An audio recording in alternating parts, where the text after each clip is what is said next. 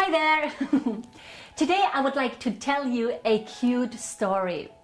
I have got 3 adorable nieces and the youngest one is just 4 years old. A few months ago we had a family get together and so we all got together. And in the afternoon we walked up a little hill in a small city. Not very high. But anyway, when we reached the top of the little hill and looked down upon the city, my 4-year-old niece said, "Wow, now we can see the whole world." And we all just thought, "Oh my God, you're so cute." And then we asked her, "Well, can you see your parents' house?" And she looked around and said, "No." Then we asked her, "Can you see your grandparents' house?" She looked around again and said, "No." Then we asked, "Can you see Gloria's house?" And she looked again and said, "No." And then it started to dawn upon her that maybe it is not the whole world after all, right? Anyway, that very evening when I sat down to meditate and process my day, I thought again about what she said. And then I thought, isn't that how we all see the world? I am reminded of what Arthur Schopenhauer said. He said, "Every man takes the limits of his own field of vision for the limits of the world." And I mean, isn't that true? We all live in our little world and we think that's all. We think that's the right world. We think we got it all figured out. I went hiking with some friends the other day and we literally talked about God and the world.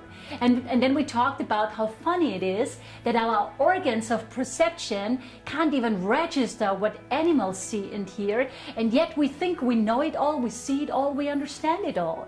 And yet so-called experts with all kinds of university degrees look up into space, look at the sun, look at the stars, and seriously think that there is no life out there. Seriously think that humanity, we are the crown of creation or something, just because we can't register it with our organs of perception.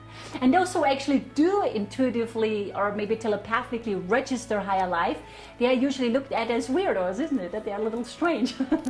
Anyway, I mean, it really is true, isn't it? Every man and every woman takes the limits of his or her own field of vision for the limits of the world. And many people's field of vision, unfortunately, does not even go beyond their little problems or little lives. Do you want to know what the last thing is that I personally do at night before walking upstairs to my bedroom, and what the first thing is I do in the morning when walking downstairs? What I do is, the first and last thing I do in the morning and evening is I go outside into my garden and I watch the sky. Sure, sometimes it's raining, sometimes there are clouds up there, but often there are gorgeous starry nights. Oh, I just absolutely love those nights. I live out in the country at the foot of a mountain, so there are no city lights there, right?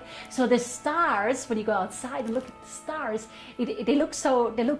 they're so brilliant, so bright, and they look so huge, and they just really sparkle beautifully.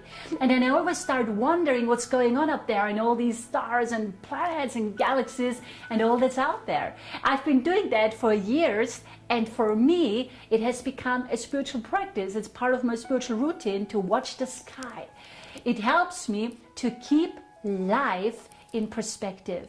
Many people have a bad day when they've got a pimple on their face, or I don't know, a bad hair day or something, and I mean, when you look up into the sky and watch the stars or this fireball that we call the sun, then you realize how unimportant it is whether you have a pimple on your face or not, whether you have a good hair day or not, whether your neighbors like you or not, or I don't know, whether you have the latest computer or latest equipment or latest car or not. It's totally insignificant when you actually connect with nature and remind yourself, of how small we are compared to everything that's out there. It is so important to keep life in perspective. So live in the now, be present in this world, but keep in mind that there is a whole universe out there for us to explore. There is so much more, to life than meets the eye. And I think when we keep that in mind, then we will notice that our little problems are not the end of the world. think about it, and if you can, start looking at the sky more. When I look out there at the starry night, I always feel like crying, because I am so grateful that I can be part of all of this, and I can't wait to explore it all and to realize it all. Then I'm always thankful that I always say, God, thank you for creating me and for creating all of us. And so please think about it. It is so important to keep life in perspective. It's the key to happiness. You know, when you live in your little world, you know, and just focus on your little problems, you know, life can be tough. But if you understand that you are part of something that's without limits, then, you know, then life starts becoming exciting. Then it's exciting to be alive. Then it's exciting to explore what's out there to explore. Think about it. I hope I could be of service to you today. Have a great day.